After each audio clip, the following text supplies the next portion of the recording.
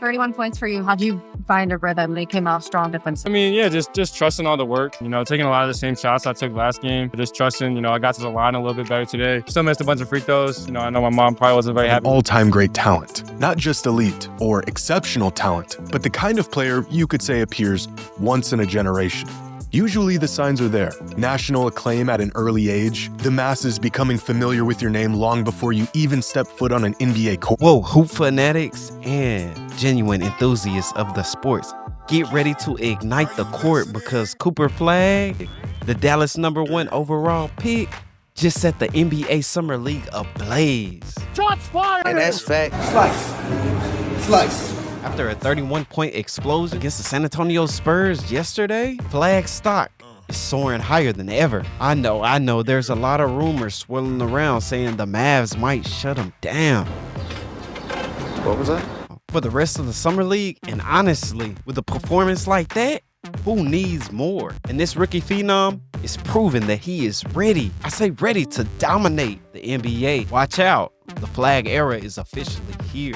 What you gonna do, Derek? Show me the money! All right, family, if this is your first time to the channel, go ahead and smash that like, subscribe, tap in so you can be back in. And for all my returning viewers, Lockbox Nation, we are live and on your station. And shout out to all the subs who show love. Let's lock in.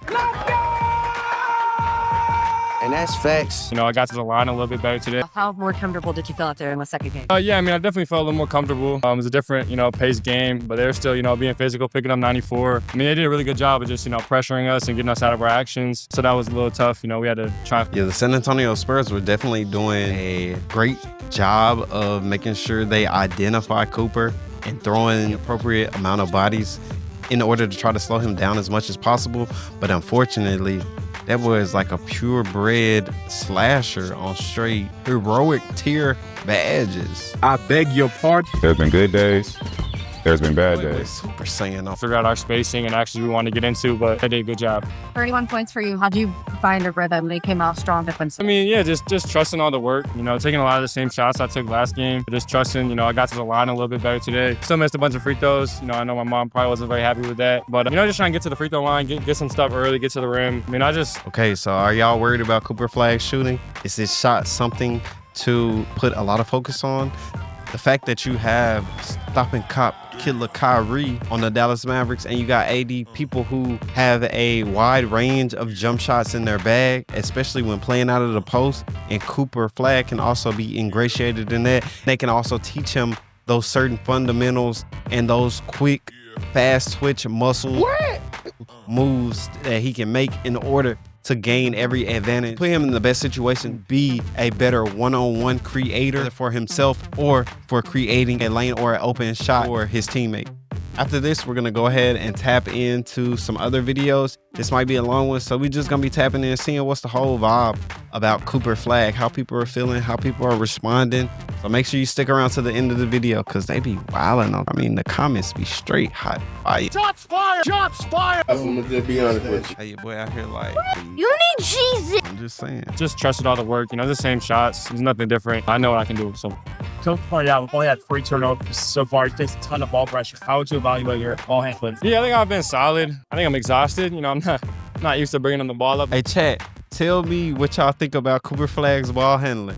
I was more focused on the actions that he was making once he got the ball. My bad, little homie. What's up? Get your man.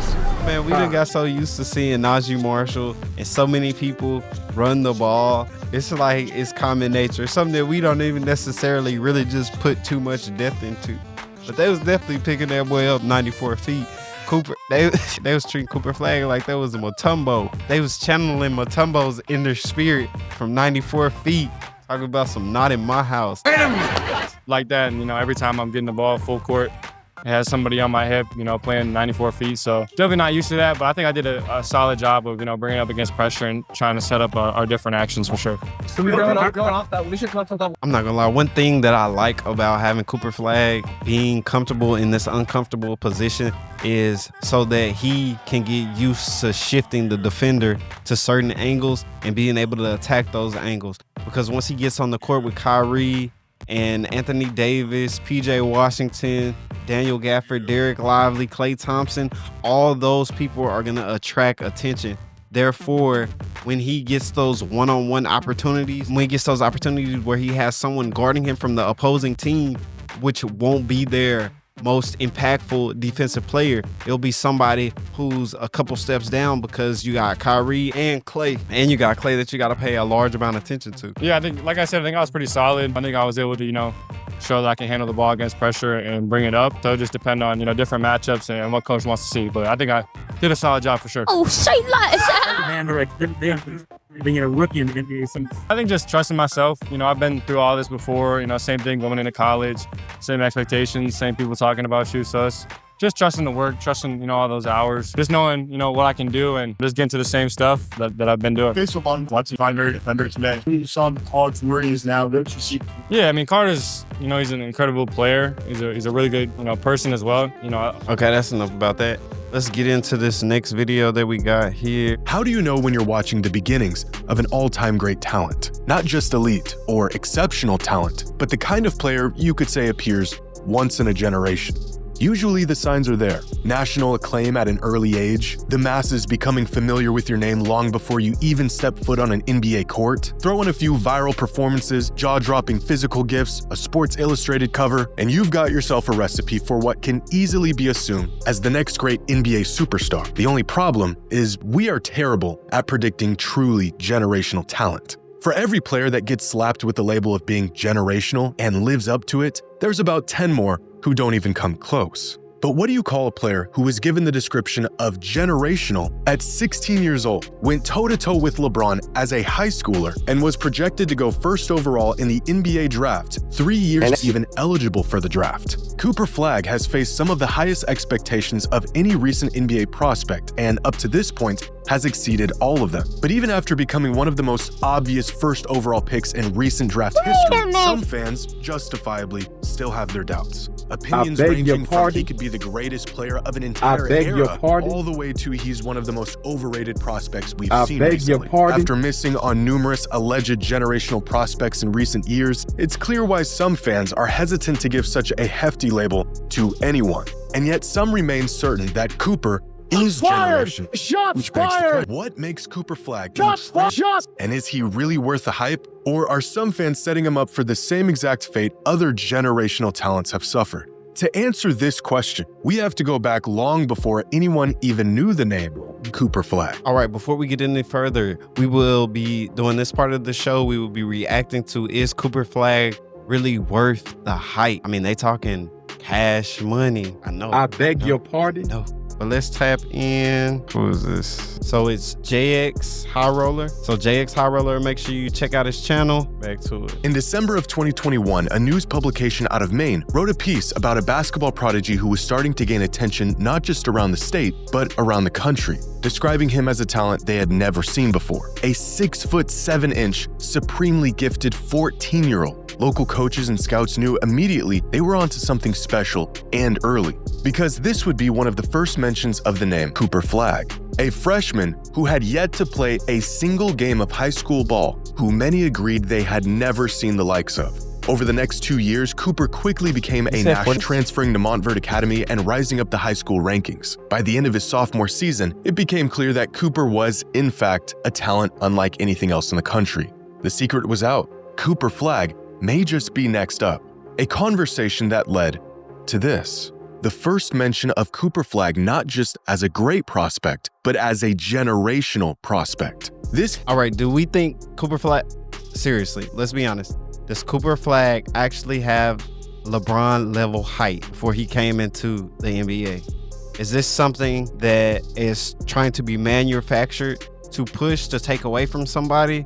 Or is this a legit push that Cooper Flagg has that motion? And that's facts. The boy got to have that motion. Came out following a successful summer season where Flagg jumped up national rankings from a 5-star prospect to the consensus #1 player Okay, let's see. So he passed Chris, Caleb Wilson, Nate, in the country in Cameron Bowen, like many others before AJ. him. The towering propositions about his game and what he might become began to ramp up.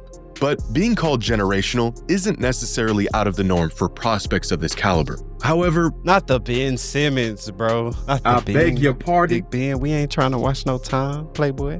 is out of the norm is the fact that this article was published on August 3rd, 2023, when Cooper was just 16 years old. At the time, 3 years away from being draft eligible. His incredible physical tools and NBA readiness already putting him in conversations with prospects like LeBron, AD, And the next in line could be very well. There have been plenty of storied NBA prospects to pass through the draft ranks. In the last few decades, LeBron, Anthony Davis, Zion Williamson, and Victor Wembanyama, just to name a few. And the next in line could very well be Montverde's Academy's Cooper Flagg. And that's facts. Know what I'm saying? AD, Zion, and Wemby before he even started his junior season in high school.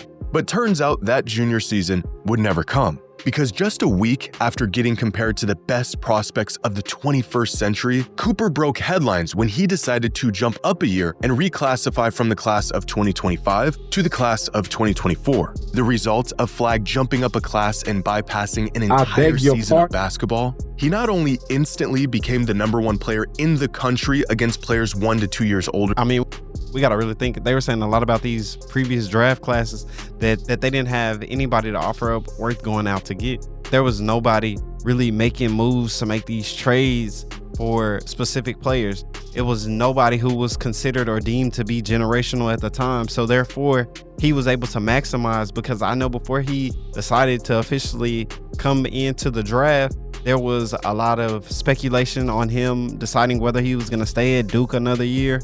And I mean, if you making money, you making money. However, with that time staying in college and trying to transition after, the more time you spend in college as an athlete, it can cause you to put yourself in situations to where injury can come before you're able to make it to the next step, that people have already made plans for you to go outside of your family. I'm talking about the organizations that you would be going to and places that would be willing to ingratiate and bring you into their organization and make you a part of their operation. Overnight, he became the favorite to be selected first overall in the 2025 NBA draft. As a 16-year-old who had just finished his sophomore year of high school. The rankings were, of course, correct. Cooper was still so far ahead of his competition that he was a shoo-in for the High School National Player of the Year just a few games into that season. Projections this bullish and this early are so rare that we've only seen them a handful of times. Back in 2001, when NBA scouts were already saying a 16-year-old LeBron was a surefire #1 pick, and more recently with Victor Wembanyama, who was projected to be the first overall pick 2 years before he was eligible for the draft. Outside of these two truly once-in-a-generation talents, even the most sought-after prospects do not face these expectations this early in their basketball career. But it was in the following season where Cooper would face his biggest test yet. Prove that he was good enough to still dominate games at the college level. But before he even stepped foot on a college court, Cooper did what no high schooler had ever done before him. How do we know if Cooper Flagg will be able to play at the next level and compete against the best players in the world? Well, because he already played them.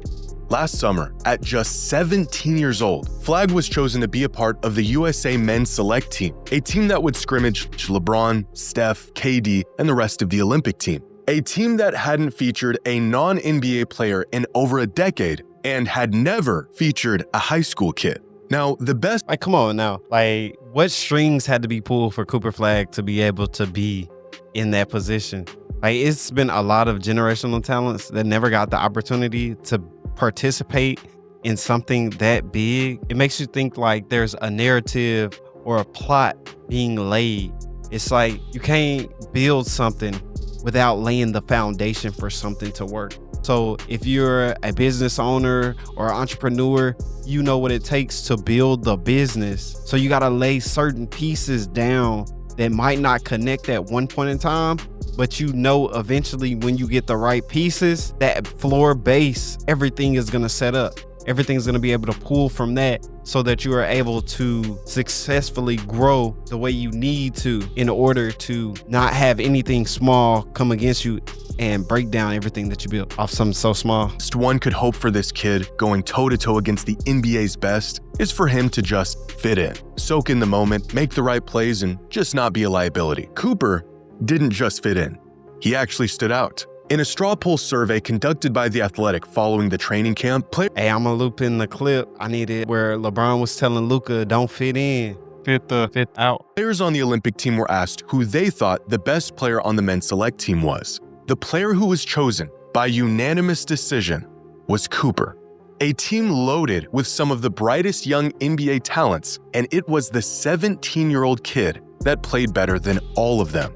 By the end of the summer, Cooper had already checked off every generational box. He received national acclaim. He was way ahead of schedule in it. Did he say all of them? Well, there was a lot of people on that team. You got to think about Steph Curry, LeBron James, Devin Booker, Kawhi Leonard for about 2 weeks. My boy knees, man. And that's facts. Then you had, who else? Joel Embiid and many more. And if I didn't say your name, charges to my head, not my heart. His frame and development to the point where it just wasn't even fair. He went from dominating his class to dominating the country to playing and holding his own against the best players in the world. And of course, he had earned the generational label. The next challenge in front of him was college, which at that point wasn't really a challenge at all. As the second youngest player in the entire country, Cooper immediately became the best player in college basketball, putting up 19, 7, and 4 a game as statistically the best offensive player in the country and a top 5 defensive player in the country. His measurables, defensive instincts, and polished offensive game drawing comparisons to Jason Tatum, Scottie Pippen, and Kawhi Leonard. The kid played. And some people are also comparing him to KG. What's your thoughts? Out of all of those archetypes and players that were listed, which one most resembles Cooper Flagg? Half of the season as a 17-year-old and won National Player of the Year. But to put into perspective just how incredible Cooper's freshman season at Duke was, here are the top 250 players in college basketball last season represented by age on the x-axis and box plus minus on the y-axis. This chart represents the— Hey, boy, man, make sure y'all go to his channel, check out his channel. Like, subscribe, because my boy done gave us a whole assignment, boy. Looking at this is just like basketball players this past season. And it tells the story of what NBA teams are looking for when assessing talent and who stands out amongst their peers. Up here are— my boy was in the Excel spreadsheet. Hit us with the data some charts. of the best players in the country last season. The vast majority of them on the older end of college sports. 22, 23, even 24-year-olds. But the NBA isn't necessarily looking for the best prospects. They're looking for prospects with the most upside. Young guys who have the highest What the women say? They don't want Mr. Right. They need Mr. Right now. ceiling. And this becomes clear if we highlight And that's all 30 facts. players selected in the first round of the 2025 NBA draft. All of these players had great seasons, but what really sets them apart from the other 2,400 collegiate players trying to get drafted is their youth. Look at the top picks in this year's draft, and all of them are much younger than their non-drafted counterparts. You could call this the draft zone, a recipe of being elite and extremely young. And landing here will greatly increase your odds of making it to the league. Hey, do we got to take into effect them COVID years? You got to look, man, you know, them COVID years had the whole world messed up, turned upside down. Talking about the C-19. I beg your pardon. Just to get the shot. It's not just about being good. It's about being good early and having the potential to get a whole lot better. But if the best prospects in the country are here, where's Cooper Flagg? You guys are not gonna believe this. He's up here, all by himself. A kid that was supposed to still— Well, boy, hit us with the hold on, man. You can't hit us with the dramatic music. It did. You know what I'm saying? Pan the screen on over. I'm like, hold up, in Cooper. high school. I thought he was over here the somewhere. Best player in the country with the most upside. It is not a stretch to say Cooper Flagg is a generational talent. But here's the catch. Despite all of the incredible things he's Man, hey, he would be the worst salesman. Like, you had me ready to buy, but then you just took all my air. done over the last few years, and his absurd NBA readiness at a young age and which upside he possesses, Cooper is not the exception. Bron came into the league. We had never seen a prospect quite like him up to that point. When Victor Wembanyama was drafted, we definitely had never seen a player like him before. Hold on, Chad. Let's see. What was Bron Summer League highest? All right, so now let's look at LeBron James 2003. It was against the, Sacramento Kings. 42 minutes, 25 points, 6 rebounds, 9 assists, 4 steals, 0 blocks. He had any turnovers.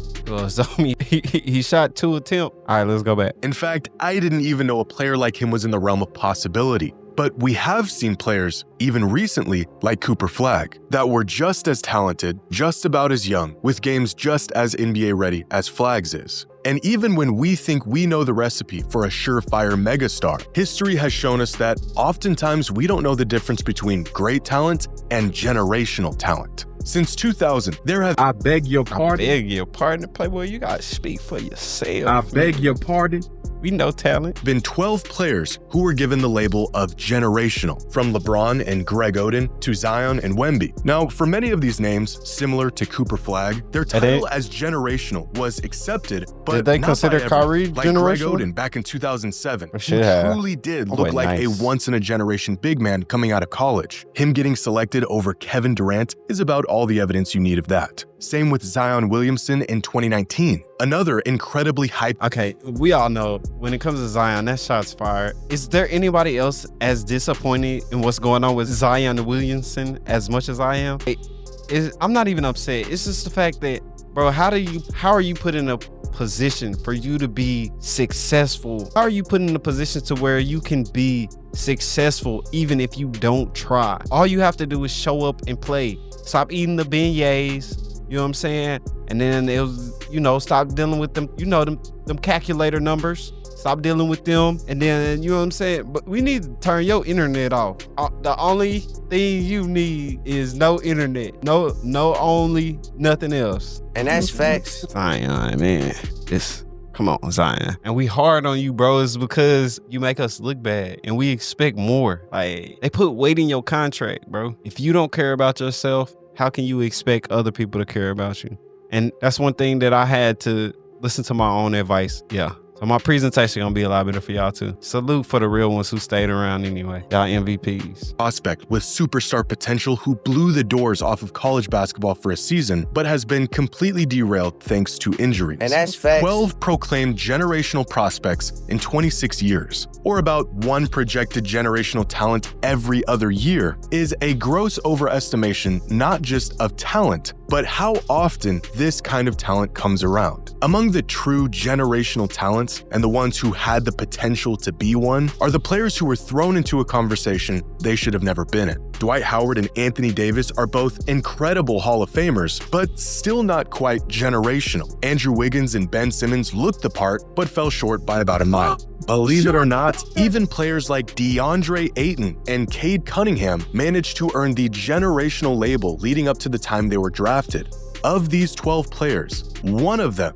truly lived up to the lofty label, and another one is currently proving he was worthy. Hey man, this is giving me a whole sci-fi deletion mystery story vibe. We got the music, man. I don't know if I'm walking into the office trying to, you know what I'm saying? Trying to get the case. The label. The general public predicted 12, and we got 2. No matter how many players we claim to be generational, turns out once in a generation truly means once in a generation. And with Wemby clearly being the guy of this era, we may not be due for another generational talent for quite some time.